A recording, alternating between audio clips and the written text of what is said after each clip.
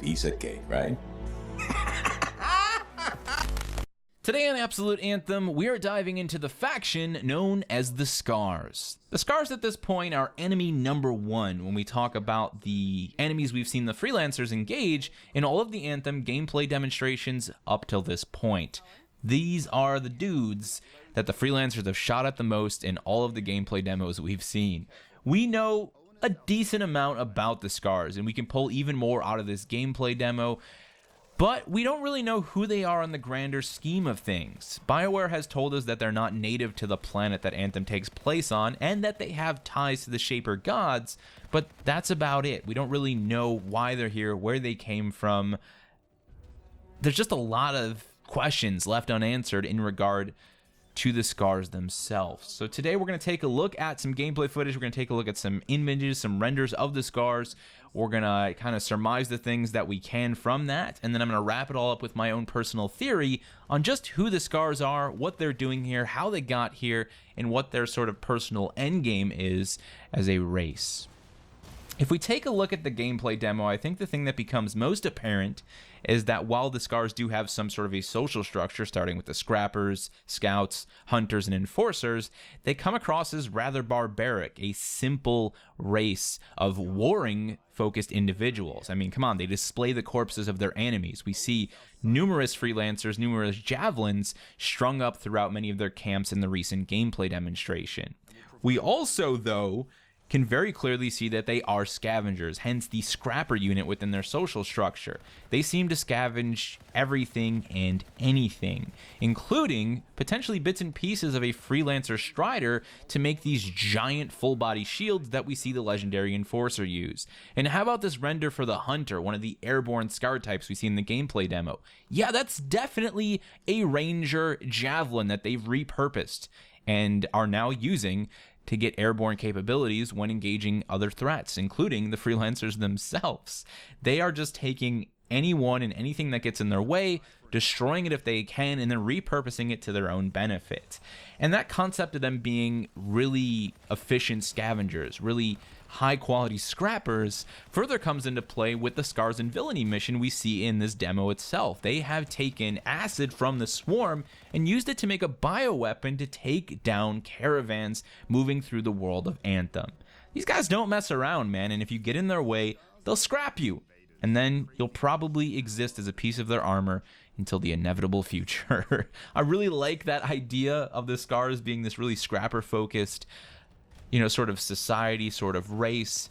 And I think that carries even further into my own personal theory. But before we go any further than that, I do want to point out that they seem to use an underground drill transport to navigate the environment to even ambush the player in this one case. Now, I've looked at this clip many times trying to figure out exactly what was happening here, and it appears that the underground drill transport burrows its way out of the ground, up onto the surface, and then shortly after, we see the Scars almost phase or teleport potentially out of the transport, out into open space to start engaging the freelancers. That's my best possible theory, and a drill transport, drill technology like this would make a lot of sense for a scavenger type race that is looking to harvest Shaper tech. Who's to say that all of the Shaper tech, or that all of the valuable resources they could ever need, are going to be on the surface of this very multi-tiered and layered environment. These drills would make a lot of sense for them, and of course there's a lot of power behind an underground transport when it comes to ambushing your enemies. So let's move on and let's talk about my personal theory for who the Scars are. Again, we know that they're not native to this planet, but it appears they've been here for a really long time.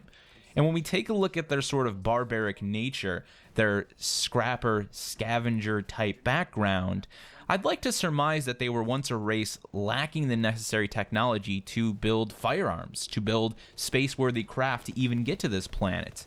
However, one day, they stumbled across the technology of the Shaper gods, and they began to use it to advance their civilization. While it seems like the freelancers don't know that much about Shaper tech and how to really utilize it, what if the Scars do? What if that's their tie to the Shaper gods? They've somehow figured out how to use bits and pieces of this tech, not to its maximum potential, but far enough to get them out into space, seeking more of the tech from the Shaper gods. And that's why they're here. They've come here knowing that there's abandoned Shaper tech, and they want to seek it out and claim it and attempt to get a better grasp on it so they can become even more powerful. And as a sort of barbaric warring faction, the obvious end game for them is to just overthrow anyone and anything in their path to become as powerful as they possibly can. That's my theory on the Scars, ladies and gentlemen. And that's really all I have to say about them. They look incredible. I absolutely love their enemy design. We see some sort of insectoid inspiration there, but I'm not entirely sure how far that actually goes into what the Scars look like under that Scavenge Ranger armor we see in this render. Nonetheless, there's just a lot of cool bits and pieces of design with like their helmet, their heads-up display, that kind of gives me that sort of insectoid vibe. And I particularly love the color palette that they use. You know, we see a lot of orange here. I'm not entirely sure if that orange is just because that's the color of the scrap they use, or if they are actually painting themselves in a specific war paint, a specific color. And I'm even more curious to find out if the Scars have multiple factions. Much like the Fallen in Destiny, are they made up of multiple houses? Do these houses war?